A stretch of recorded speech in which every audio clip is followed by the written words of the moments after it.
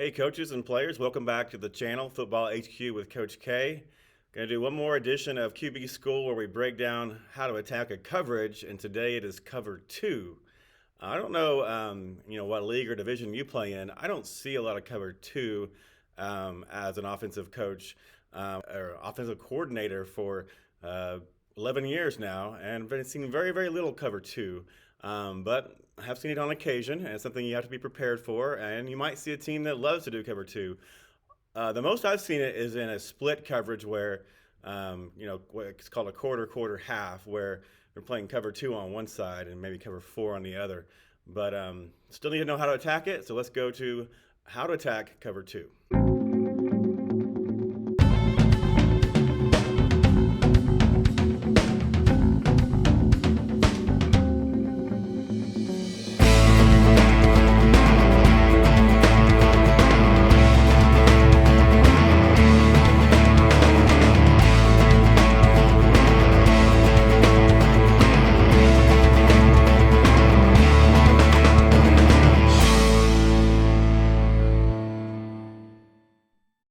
All right, attacking cover two, part 6 of QB School. Let's get right into it.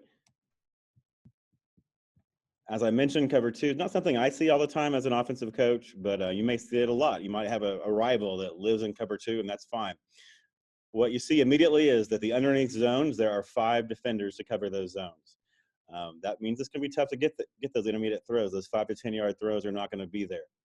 If a team plays cover two, they must really trust these 2 safeties. They must really think these are great athletes and smart players, but this is where you have to attack. All right, you see there's 3 kind of seam areas where you have got to get the ball into the area to really put these guys under a lot of pressure. You've got to attack the safeties against cover two, no doubt. First, we have what I call a hole shot. And what that means is we are trying to throw the ball in a hole at about 10 to 14 yards down the field, throw it to the outside shoulder away from the safety. Now, there are teams that will play cover two, and most of the time, by definition, as a flat defender, the corner will stay and take away the speed out, giving you that chance to throw it into the hole away from the safety. Now, over here, I have an outside release, and over here, I have an inside release. And that's just based on the ability of the receiver and the leverage of the corner. If you have to go inside, that's not the end of the world. But it's always better to outside release on this. But if you can't, but again, if you're on the boundary like I've got drawn there, and you have a corner with some very big leverage, then it's okay to go inside. So let's go to an animated look at a hole shot against cover two. All right, here you see a cover two look. You've got the corners under 5 yards, outside leverage.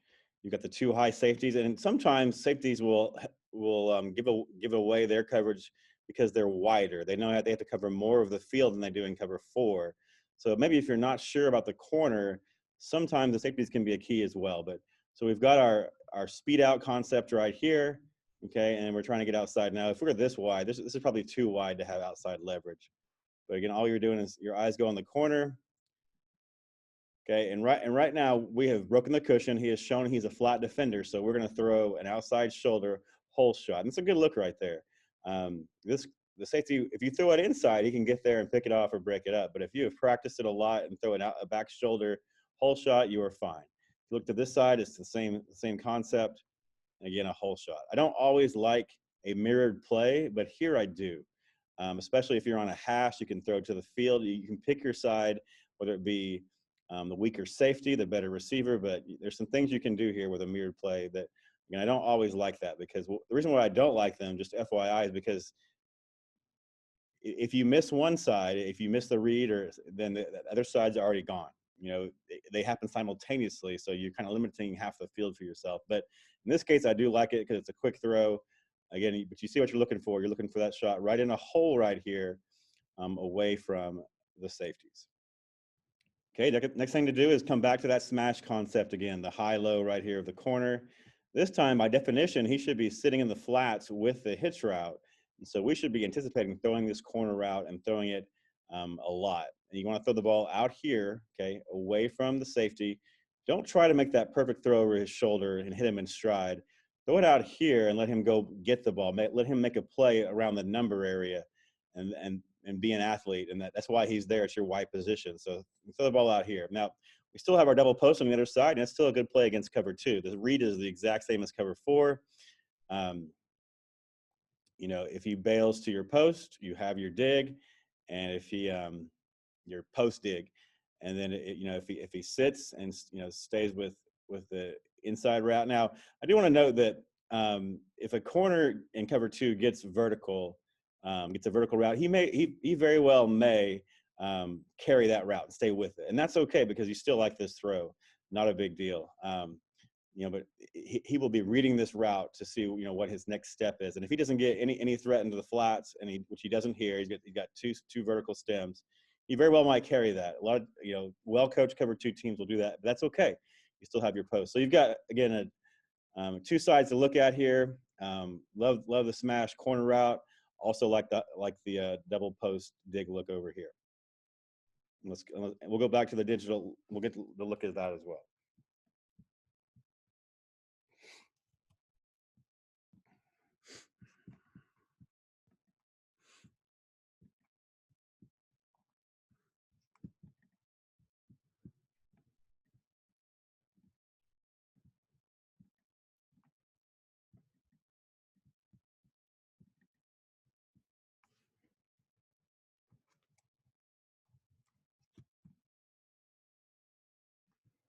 Okay, we scan the defense. We again see a cover 2 look against our doubles formation.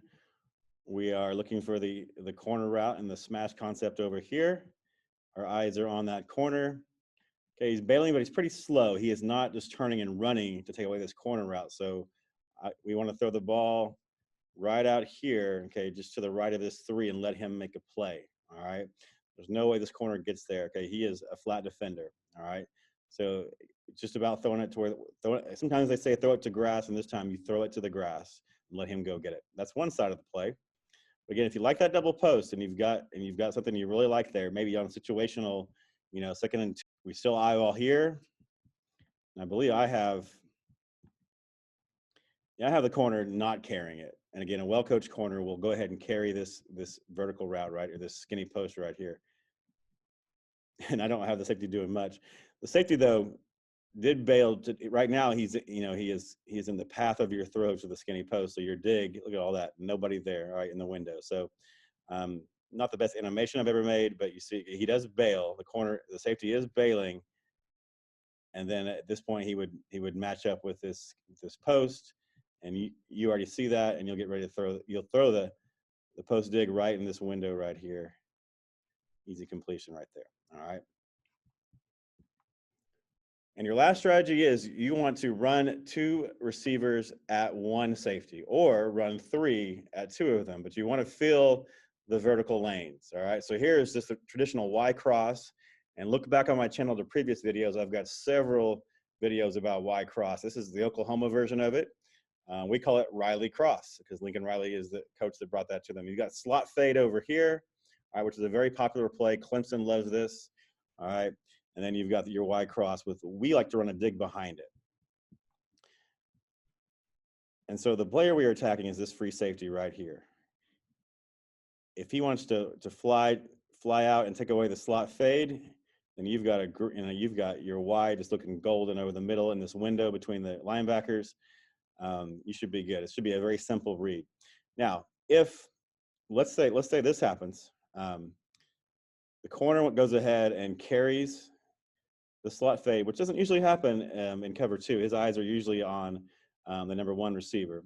The free safety matches up, okay, here. All right, Lynn, you already know that you've got, that you've got him on a quick screen. You just throw it now and get it out. So it can be a 1-2 throw. Now, if the free safety flies to your fade route, and somehow, although I can't ever see it happening, the strong safety manages to get in front and take away this route. I don't know how he ever would. That's pretty tough leverage, especially when he has the Z to be concerned about. Well, you would have your Z coming in a square in behind that. And that's a throw we like to make a lot. So, yeah, and even though he's not running a true vertical, you've got 3 routes with depth that are attacking these 2 defenders. And we don't ever worry about linebackers. We just throw it where they're not. We throw it in the windows that they create. Now, you can't throw it right to them. You've got to see them. But, as he drops, either throw it before or let him clear. Same thing over here. As he crosses, He might drop into a Tampa look, just throw it right in the window. But four verts is another way to do it. Of course, three verts, just any way to get three receivers or four attacking these two guys and making them have to choose who they want to cover. All right. Next, we'll get into kind of more of an organized look at how do you make these reads we're talking about. Is it a progression? Is it an either or thing? How do you know who to throw to? All right. And that'll be different for every coach, but I'll give you some different suggestions for what we do and what you might want to look at as well.